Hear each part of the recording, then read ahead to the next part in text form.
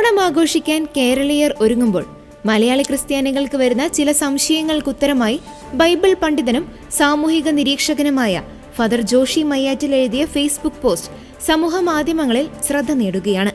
വൈദികൻ ഫേസ്ബുക്കിൽ കുറിച്ചത് ഇങ്ങനെ: ഓണത്തെക്കുറിച്ച് എഴുതാൻ ആവശ്യപ്പെട്ട് ഒത്തിരി പേർ എനിക്ക് സന്ദേശം അയക്കുന്നു. കാരണങ്ങൾ കേൾക്കുമ്പോഴാണ് അത്ഭുതം തോന്നുന്നത്.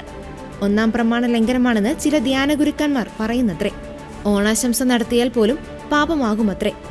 അസുരന്റെ ഉത്സവമായതിനാൽ അത് പിശാചു സേവയാകുമത്രേ. എന്തെല്ലാം ജൽപ്പനങ്ങൾ! ഓണം ഒരു വിളവെടുപ്പ് ഉത്സവമാണെന്ന് ആ ധ്യാനഗുരുക്കന്മാരെയും അവരുടെ അന്ധഭക്തരെയും ബോധ്യപ്പെടുത്താൻ ആർക്കും കഴിയില്ല എന്നതിനാൽ അവരെ അവരുടെ പാട്ടിന് വിട്ടേക്ക്. ലോകമെമ്പാടും വിളവെടുപ്പ് ഉത്സവങ്ങളുണ്ട്. യൂറോപ്പിൽ അത് ഓഗസ്റ്റ് 15 ഒക്ടോബർ ആദ്യ ഞായറാഴ്ചയോ ആണ്. ഫലമൂലാദികൾ കൊണ്ട് ആത്മീയ ചിത്രങ്ങൾ ഒരുക്കിയാണ് പലരും അത് ആഘോഷിക്കാറ്. ഭക്ഷണത്തെ പ്രതി ദൈവത്തിന് നന്ദി പറയാനുള്ള അവസരമായി ഓണത്തെ കാണാൻ കഴിയുന്നവർക്ക് അത് വലിയ ആത്മീയ ഉത്കർഷം ഉളവാക്കും. ഓണം പുണ്യങ്ങളുടെ ആഘോഷമാണ്. അസുരസുര മിത്തുകളിലൂടെയാണ് കേരളത്തിൽ അത് വ്യാഖ്യാനിക്കപ്പെടുന്നതെങ്കിലും മൂല്യബോധത്തിലും പുണ്യധ്യാനത്തിലും ആഴപ്പെടാൻ മലയാളികൾക്ക് ഏറ്റവും സഹായകമായ ഒരു ഉത്സവമാണത്. പ്രത്യേകിച്ച് സത്യാനന്തരം എന്ന് വിളിക്കപ്പെടുന്ന ഈ കാലഘട്ടത്തിൽ പുണ്യങ്ങളുടെ വാഴ്ത്തായി ഓണം ഉള്ളതു തന്നെ വലിയ ആശ്വാസമാണ്. പ്രേഷിതത്വത്തിനുള്ള സുവർണാവസരങ്ങൾ അജ്ഞതയുടെയോ ഭയത്തിന്റെയോ നിസ്സംഗതയുടെയോ പേരിൽ കളഞ്ഞു കുളിക്കുന്നത് എത്ര കഷ്ടമാണ്. പള്ളി കോമ്പൗണ്ട് പോലുള്ള പൊതുവിടങ്ങൾ ഓണം പോലുള്ള ആഘോഷങ്ങൾക്ക് ഉചിതമായ വേദികൾ തന്നെയാണ്. ക്രിസ്തുമസിനും ഈസ്റ്ററിനുമില്ലാത്ത ആഘോഷം ഓണത്തിന് എന്തിനാ എന്ന ചോദ്യം അടിസ്ഥാനമില്ലാത്തതാണ്. ക്രൈസ്തവർ ഏറ്റവും സുന്ദരമായി ആഘോഷിക്കുന്നത് സ്വന്തം വിശ്വാസത്തിന്റെ ആഘോഷങ്ങൾ തന്നെയാണ്. ലിറ്റർജിയിലൂടെ, ദേവാലയത്തിലും ചെറിയ പങ്കുവയ്ക്കലുകളിലൂടെ, പള്ളി കോമ്പൗണ്ടുകളിലും വിപുലമായ സദ്യയോടെ ഒന്നുചേർന്നുള്ള ആഘോഷങ്ങളിലൂടെ കുടുംബങ്ങളിലും നമ്മൾ ഈസ്റ്ററും ക്രിസ്തുമസും ആചരിക്കുന്നു.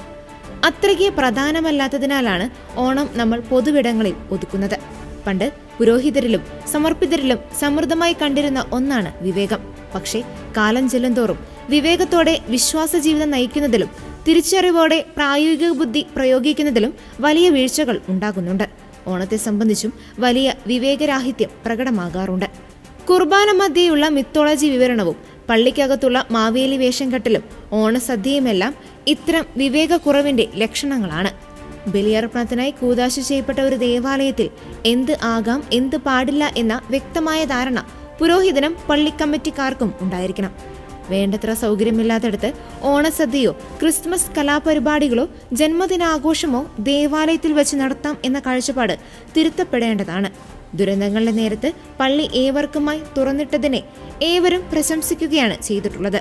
ഹൃദയത്തുറവുള്ള അത്തരം നീക്കങ്ങൾ എമർജൻസി കാലത്ത് ഇനിയും സഭയുടെ ഭാഗത്തുനിന്ന് ഉണ്ടാകണം. എന്നാൽ അതിന്റെ പേരിൽ ഓണസദ്യയും ക്രിസ്മസ് കലാപരിപാടിയും പന്തുകളി ആസ്വാദനവും പള്ളിക്കകത്തേക്ക് കയറ്റുന്നതിനോട് പൂർണ്ണമായ വിയോജിപ്പ് പ്രകടിപ്പിക്കുന്നു.